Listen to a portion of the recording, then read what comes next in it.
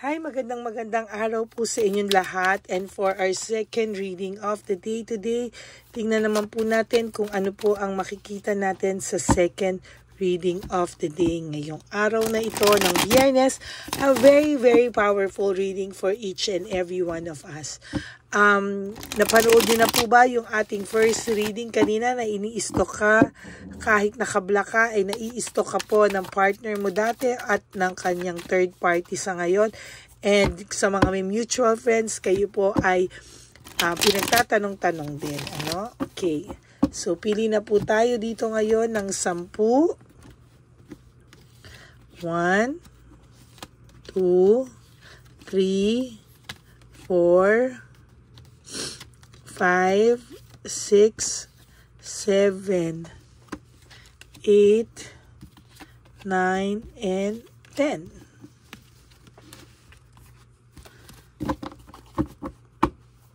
Yan. Ngayon po, pili naman po tayo dito sa Lover Oracle natin. For our second reading of the day, I wanna use this one. Nako. Yan.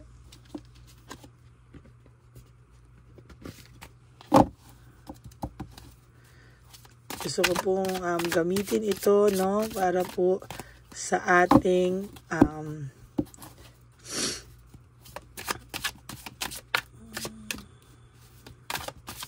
tingnan po natin kung ano po ang mabubunot natin ngayon for our second reading of the day today.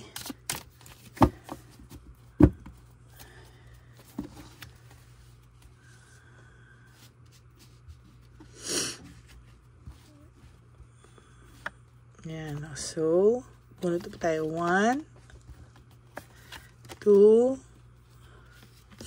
3, 4, 5, 6, 6, nahulog isa, 6, 7, 8, 9, and 10. Okay. Ano kaya yung mga yan?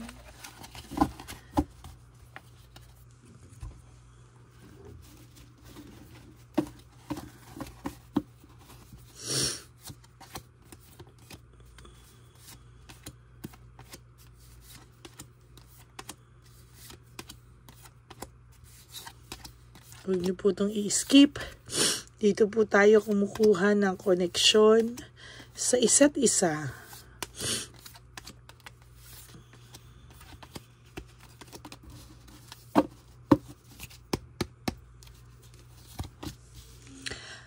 Unresolved issues and emotional baggage. Sa totoo lang, marami po siyang daladalang unresolved issues niya and emotional baggage niya, no?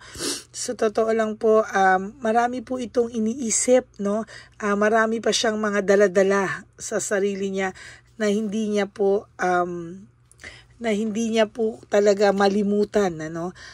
Kung ano man po itong emotional baggage na to, yan po ay naiisip niya po araw-araw. Maybe naiisip niya po yung ginawa niya sa'yo, no? Ayan, painful memories, no?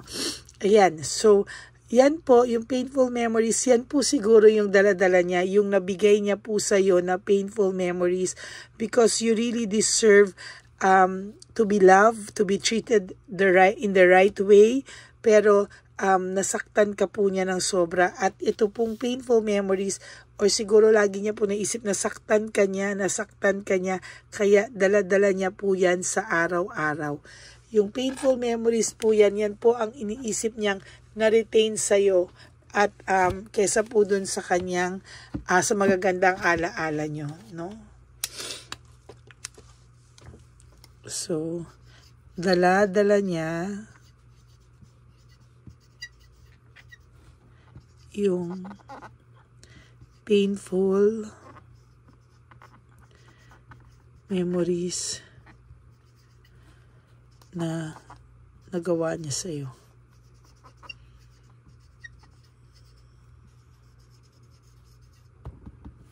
Dala-dala niya po yung painful memories sa totoo lang na nagawa niya sa'yo.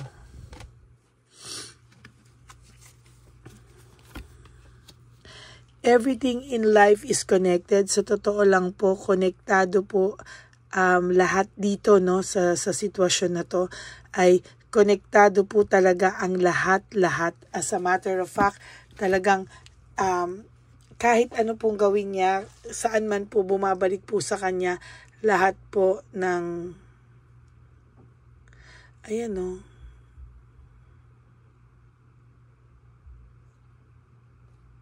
Talaga pong sa totoo lang, lahat po ito ay naiisip ko po ngayon, no, lahat po konektado, no, lahat po ng sakit, kahit saan niya isipin, dala-dala niya, konektado, no, kahit po anong gawin niya, babagsak pa rin siya sa painful memories. Hindi man po talaga, ayan, no, sa totoo lang, no, ayan, no, hindi po siya maka-move on pa din, no, dito, no, hindi pa rin po siya makapag-move on, and somehow nasasaktan po siya. Gusto niya pong maging iba, no, gusto niya na pong magbago, gusto niya na pong makaramdam ng kaibahan sa buhay niya, pero sa ngayon po talagang hindi niya po talaga kakayanin, ano. Burnout and overstress po talaga siya, no. Ang pakiramdam niya po ngayon ay lubog na lubog po talaga siya sa lahat ng pains na binigay niya sa'yo. As a matter of fact, hindi niya po alam kung anong gagawin niya. Oh my God, minsan naiisip pa rin po niya yung mga memories nyo nang kayo ay nagtatalik, ano.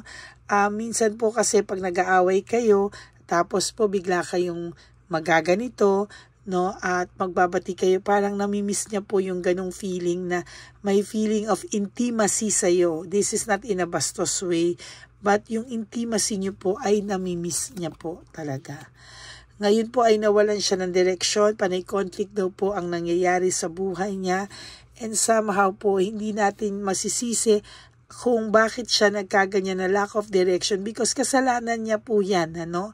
Hindi niya po pwedeng isisi sa'yo, sarili niya po ang dapat niyang sisihin. People don't believe in me, hindi po naniniwala sa kanya yung mga tao, no, kapag sinasabi niya po na kasalanan mo, na-push lang siya, or alam mo po yun, naiinis na po yung mga tao sa kanya, sa totoo lang. Ina-avoid niya po yung kanyang fear of everything, fear of change, na magbago ka na ng tuluyan at talagang ma-realize mo na mas masaya ka po nang wala siya sa buhay mo, no? Sabi ko nga po sa iyo, mag-post ka ng may ganito lang, yung naka-holding hands, ganyan, ako, magre-react po talaga ito. Sabi niya po, you are so different from everyone around me. Ngayon po, naiisip niya na iba pa rin po, no? Habang nag-aaway po sila kasi binabanggit ka po ng binabanggit ni Chabelitan Palaka o ni Shokoy, kung babae man o lalaki ang third party niya, binabanggit ka po ng binabanggit. Naiisip niya po tuloy, oo nga, iba nga siya. Iba pa rin siya. Ay, iba ka pa rin daw, no? Naiisip niya pa rin po yung unity nyo, yung partnership nyo, yung connection nyo, no? Pero ngayon po, ang nag-i-stuck sa isipan niya is yung mga nagawa niyang mali sa'yo. Kaya po naging painful memories po yung dala-dala niya talaga, no? Alam niya po sa sarili niya na, yan, no, painful memories din po talaga yung magre-retain sa'yo. Ang sabi niya po dito, na-realize niya na it is dark without you. Madilim pala yung buhay pag wala ka. No, nandiyan ka na dati, pero pinayagan pa niyang mawala ka sa buhay niya. So, ayan, dala-dala niya po ngayon yan. Oh. There is this deception and insecurity. Sa totoo lang po, sa nakikita ko dito, ay talaga naman, ano, lungkot na lungkot po ang person na ito sa ngayon. No? Hindi niya po talaga alam kung ano na yung gagawin niya. There is this insecurity na tumatakbo sa kanya, sa deep inside niya, nai-insecure siya, and nag-iisip siya ng tactics and strategy paano po niya maiiwasan ito, yung mga ganitong pakiramdam, no? Hindi niya po kakayanin daw na yun nga, makita kang may kasamang iba, makita kanyang nasa ibang relationship na. I am block, o pwedeng isa sa inyo ang nag-block, no? Pwedeng siya yung nag-block sa iyo, ikaw yung nag-block sa kanya, or both of you na-block nyo na yung isa't isa, no? Somehow sa nakikita ko dito ay talagang kakaiba, no? Kakaiba talaga ito. Oh, sorry po. Lack of purpose, diversion, sa totoo lang dinadivert niya na lang po sa mga oras na ito, lahat yan, ano? Dinadivert niya yung mga painful memories, iniisip niya pa rin po yung mga good memories. Sabi ko nga sa inyo kanina, iniisip niya yung intimate moment nyo together, pero sabi ko nga po sa iyo na, ayan, no, talagang iniisip niya po na mas gusto niya mangibabaw sa kanya yung happy thoughts, happy memories niyo, pero hindi niya po talaga maiwasang dalhin araw-araw lahat ng painful memories na naibigay niya sa iyo. Yan. I don't want to be who I used to be. You deserve better, no? Sabi nga po niya, hindi niya raw deserve kung ano po yung, hindi mo deserve kung ano yung naging siya, hindi mo na deserve kung anong mga nagawa niya sa iyo. Deserve mo isang mabuting tao na mamahalin ka. Kaya somehow gusto niya, I want to be different. Yun. Gusto niya po, I want to be different, and sabi niya po, gusto niyang maging deserving na sa iyo. Kasi hindi mo daw po deserve ito.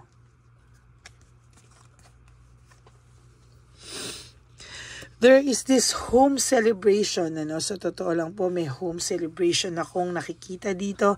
Somehow, I feel, and sa nakikita ko dito ay masarap pong alalahanin daw yung masasaya niyong alaala, no? Pero somehow, kapag naaalala niya po yung masasaya niyong alaala, it brings back also the painful memories na nagawa niya sa iyo. The more na nare-realize niya gaano kayo kasaya noon, the more po niyang dinadala-dala yung painful memories po na nabigay niya sa iyo. Kasi siya po ang may kasalanan, no?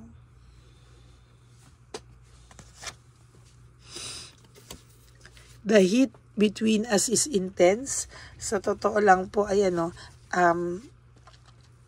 ang tingin niya po talaga is somehow naiisip niya po talaga na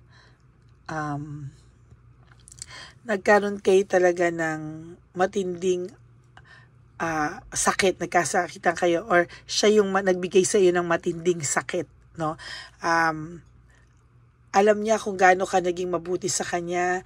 Hindi perfect ang relationship niyo, pero you tried your best, no, para dito. Pero ayan, salanan niya po, no. Ngayon, there is this jealousy and self-centered. Yung third party niyo po ay nagsiselos pa rin sa'yo dahil alam niya sa sarili niya na hindi po over sa'yo ang person mo. At yung person mo po nagsiselos din pag nakikita kang may kausap na iba, may pinopost na masaya ka. Really, I am telling you, paulit-ulit ko pong nakikita itong, no, na nagsiselos po siya pag nakakakita siya na nagmo-move on ka na, hindi niya po kakayaning makita ka sa iba, no? Hindi niya po kakayanin na totally ay makita kanyang makamove on, at hindi niya po kakayanin talaga na, ayan, no, makita lahat ito na nangyayari yung magaganda sa iyo na hindi na po siya ang kasama mo. And for your last card, why can't I move on from you? Hindi pa po siya move on sa iyo totally, no? Ang naiisip niya po talaga ngayon is somehow ay, ayan, talagang nasasaktan po ito talaga sa mga nangyayari sa kanya, no? Nasasaktan po siya, hindi po siya makapag-move on, and somehow na-stuck po sa kanya lahat, no? Na-stuck sa kanya lahat ng masasakit at masasaklap na alaala na siya mismo ang gumawa sa iyo. So that is our second reading of the day today. Dala-dala niya po yung painful memories na nagawa niya sa iyo, and hindi po siya pa totally makapag-move on sa'yo. Yan. Bakit daw hindi pa rin siya makapag-move on sa'yo? So, there you go. That's your second reading of the day today. I hope po na naka-resonate kayo. And if you do, can you please give me a like and comment down below para po alam naman natin kung ano po ang nararamdaman nyo. Okay? Maraming salamat po sa inyong lahat sa palagi pong pag-antay sa ating video. Maraming salamat po. God bless you all. And for those of you who would like to have a private reading with me, you can message me at Lady Lee Elena. That's LADYLY Elena. Nasa dulo po yan ng ating video. Diyan nyo lang po ako pwedeng makontak. That's my only official and legit FB account. Ayan, maraming salamat po sa inyong lahat. And sabi ko nga po sa inyo,